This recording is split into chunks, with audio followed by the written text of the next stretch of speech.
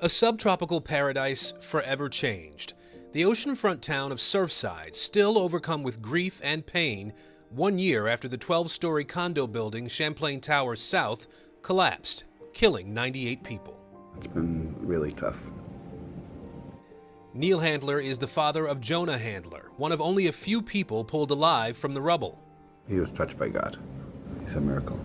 Jonah was sitting next to his mother, Stacy Fang, when the building collapsed. Stacy died. Jonah is not able to talk to us about the horror he survived.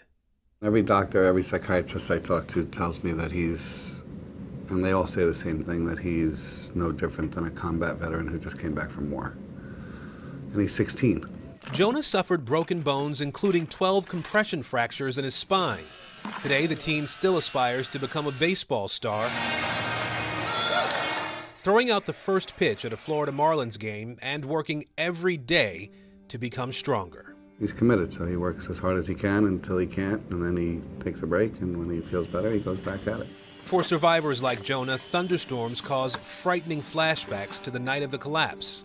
Police tonight saying 99 people are unaccounted for. I heard the loudest thunderclap I ever heard in my life, literally times 100. Steve Rosenthal snapped this photo of the hallway collapsing outside his door.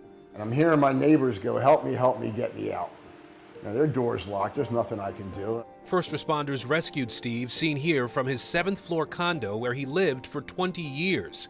He thought he lost everything until investigators made a shocking discovery, finding his prayer shawl and Teflon that he wore at his bar mitzvah when he was a boy.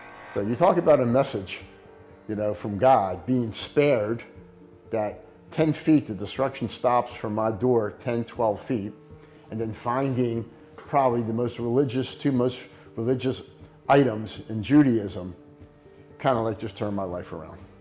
The son of Holocaust survivors, Steve started going to temple every morning. He's now living in a 1-bedroom apartment with the help of local charities and donations.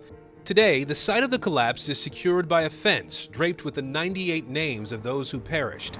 Meanwhile, federal investigators say they still don't know what caused that building to crumble. This particular investigation is one of the most challenging and complex of its types ever undertaken.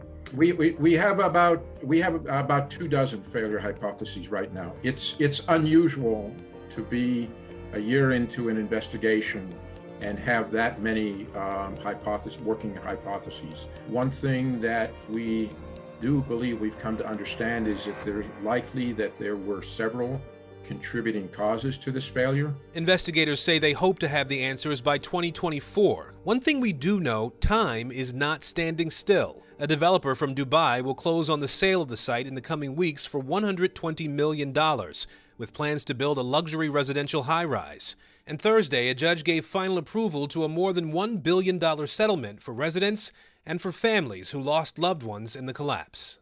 But for families like Neil and Jonah Handler, today is about healing. Neil and his son started a nonprofit called the Phoenix Life Project. It provides mental and emotional recovery support from PTSD. We need to help over 500 people, first responders and family members of the 98 people that lost their lives.